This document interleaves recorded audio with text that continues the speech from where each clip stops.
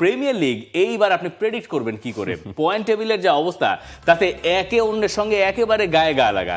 Arsenal Manchester city এই জায়গায় একটা টাইটেল রেস জমছে যেখানে মোটে 2 পয়েন্টের গ্যাপ, আর অ্যাস্টন ভিলা সারপ্রাইজ প্যাকেজ যারা একের পর এক ম্যাচ জিতে যাচ্ছে 33 পয়েন্ট নিয়ে তারা আছে 3 নম্বর স্থানে। চেলসির অবস্থান 4-এ যাদের পয়েন্ট 28। এরপরেই গায়ে গা লাগা সবাই। ক্রিস্টাল প্যালেস যারা 5 নম্বরে রয়েছে 26 পয়েন্ট তাদের।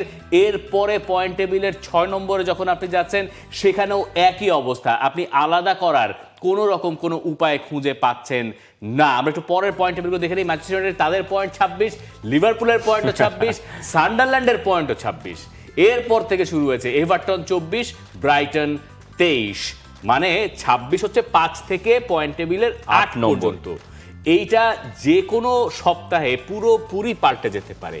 প্রিমিয়ার লিগের এইবার আপনি মানে প্রেডিক্ট করবেন কি করে? আমি যদি দুই ভাগে ভাগ করি, একটা হচ্ছে টাইটেল রেসে আমরা দুটো দলকে রাখছি। আপনি দেখুন 2 সপ্তাহ আগেও আমরা যদি টাইটেল রেস হিসেব করে আমরা তখন চেলসিকে রাখতাম আর্সেনালের সঙ্গে। এখনো অনেকে হয়তো চেলসিকে রাখবে, এখনো হয়তো চেলসিকে রাখবে, কিন্তু চেলসি এখন আবার নিচে পড়ে গেছে। আসলে মানে মুভমেন্টের সঙ্গে আসলে মানে এক গেম উইকে দেখা যায় যে পুরো চিত্রপট পাল্টে যায়। ধরুন আর্সেনাল সামনের গেম উইকে পয়েন্ট ড্রপ করলো, ম্যান সিটি জিতে গেল, ম্যান সিটি টপে উঠে গেল, তখন দেখবেন যে আর্সেনালের চেয়ে বরং সিটির টাইটেল দাবিদার হয়তো চেলসিকে মনে হতে পারে, বা অ্যাস্টন ভিলা যদি আরও একটা ম্যাচ যেতে অ্যাস্টন ভিলাকে মনে হতে পারে।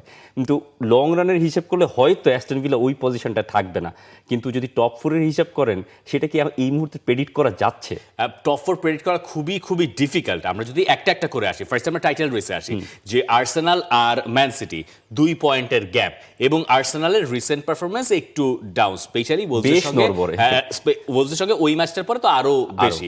এখন আপনি তো বিং অ্যান আর্সেনাল ফ্যান, আপনি আমাকে বলেন যে ম্যান সিটি আমার কাছে মনে হয় একটা টাইমে আর্সেনালকে টপকে যেতে পারে আগামী 1.5-2 মাসের ভেতরে, যদি সিটির এই ফর্মটা থাকে আর আর্সেনালের ফর্ম যদি এরকমই থাকে।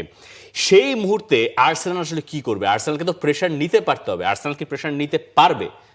আর আমার কাছে মানে পার্সোনালি যেটা মনে হচ্ছে, আর্সেনাল এখন অতি সন্ন্যাসীতে গাজন নষ্ট অবস্থা আর কি। যখন প্লেয়ারগুলো সবাই ইনজুরি থেকে ফিরতেছে, মিডফিল্ডে বেস্ট 3 চুজ করতে মিকেল আর্তেতা অনেকটাই মানে দুবিধায় পড়ছেন যে আমি মার্টিন ওডেগার্ডে স্টার্ট দিব, না এজেরের নাম্বার 10 পজিশনে খেলাবো, না মিকেল মেরিনো স্টার্ট করবেন। মানে টু মেনি অপশনস।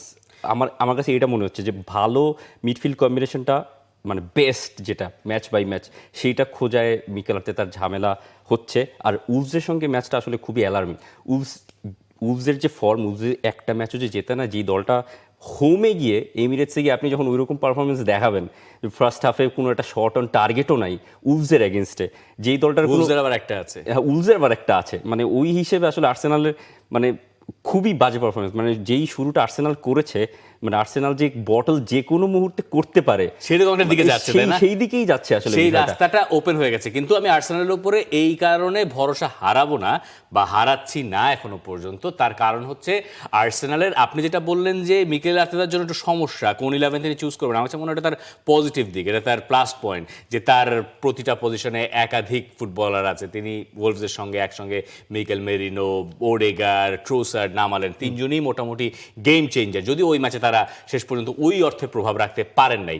এইটা তাদের জন্য সুবিধা। কিন্তু আপনি ম্যান সিটির দিকে যখন তাকাবেন, ম্যান সিটির ঠিক ডেপথটা এই লেভেলের না। এটা শুনতে একটু অন্যরকম মনে হতে পারে যে সিটির এতগুলো ট্রান্সফার বিজনেসের পরে বা বরাবর তারা যা করে, পেপ গার্দিওলার আন্ডারে এই টিমটা এখনো সেই সিটির, মানে যেই সিটিকে আমরা চিনি যে একেবারে দুর্দমনীয়, সেই পর্যায়ে যায় নাই, কিন্তু সেই পর্যায়ে যাওয়ার পথে তারা আছে। ক্রিস্টাল প্যালেসের সঙ্গে ম্যাচটা দেখেন, এর্লিং হল্যান্ডের ওই গোলটা ম্যাচটা কি করে ঘুরিয়ে দিল। এবং পেপ গার্দিওলা ওই ম্যাচ শেষে বলছেন যে আমার দল খুব ভালো করে নাই, এবং আমার দল যে খুব ভালো করে জিতেছে তাও না, কিন্তু আমি যখন 100 পয়েন্ট পেয়ে প্রিমিয়ার লিগ জিতেছিলাম তখন আমার দল এইরকম বেশ কিছু ম্যাচ জিতেছিল।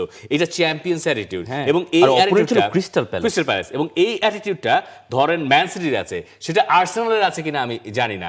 যদি ফেব্রুয়ারি মাস নাগাদ আর্সেনাল আর সিটির এই ধরনের গ্যাপ থাকে, বা সিটি যদি উপরে উঠে যায়, তাহলে দেখা যাবে যে একটা না 10-12টা ম্যাচ জিতে ম্যান সিটি আবারও প্রিমিয়ার লিগ জিতে গেলেও যেতে পারে। আমার কাছে মনে হয় সেই পথে তারা আছে।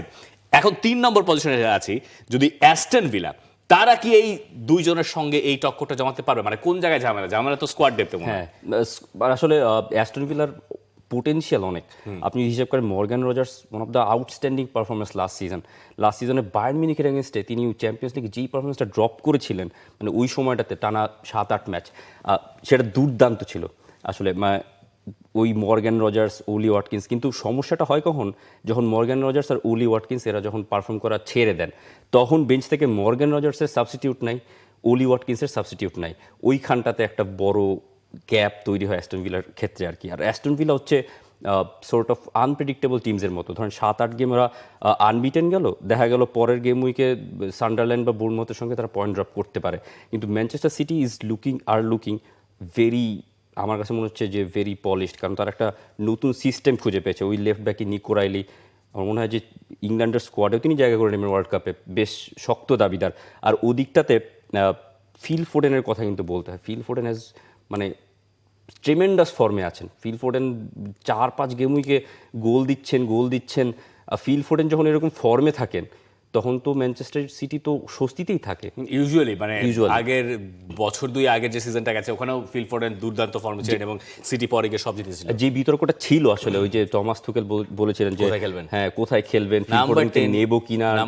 এখন তো মনে হচ্ছে যে ফিল ফোডেনকে ছাড়া ইংল্যান্ডের স্কোয়াডই দাঁড়ায় না, হুট করে মনে হয় আসলে খুবই মুশকিল। এরপর যদি আমরা আসি যে চেলসির হিসাবটা আসলে কোন জায়গায় গিয়ে আমরা মেলাবো। চেলসি এই সপ্তাহে এভারটনের সঙ্গে জিতলো এবং এভারটনের সঙ্গে যেটা তাদের জন্য গুরুত্বপূর্ণ ছিল, কোল পালমার গোল করলেন, আরও একবার ম্যাচে শুরু থেকে থাকলেন, এইটা তার জন্য পজিটিভ। কিন্তু আরও ভালো ফিনিশিং হলে চেলসি মনে হয় ম্যাচটা আরও আগেই ভাঁজ করে ফেলতে পারতো।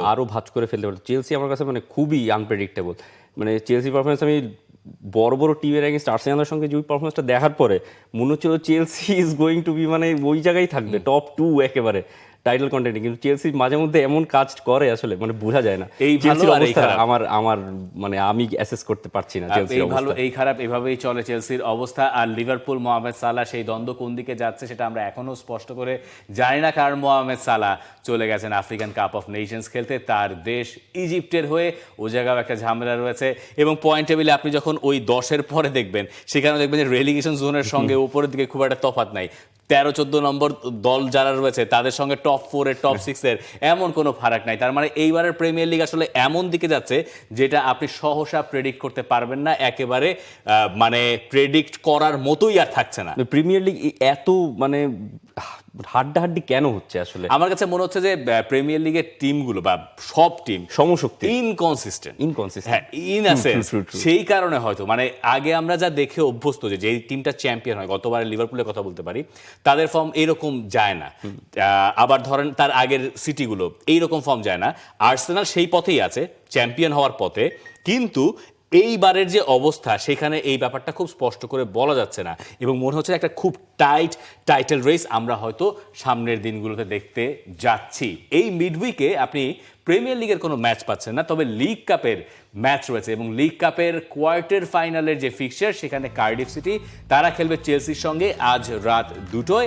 ম্যান সিটির ব্রেন্টফোর্ডের ম্যাচ পরদিন, নিউক্যাসল আর ফুলহ্যামের ম্যাচটা ওই একই সময় 8 ঘন্টা 45 মিনিট এদিক সেদিক। আর্সেনাল আর ক্রিস্টাল প্যালেস চতুর্থ যে কোয়ার্টার ফাইনাল সেটা পড়ছে পরের সপ্তাহে গিয়ে।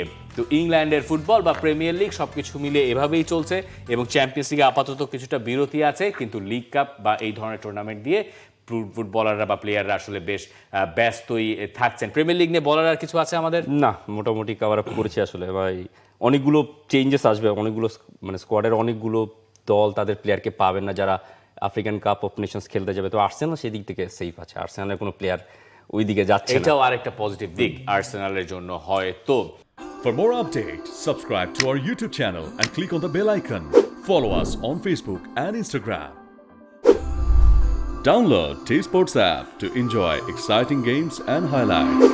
Visit tsports.com.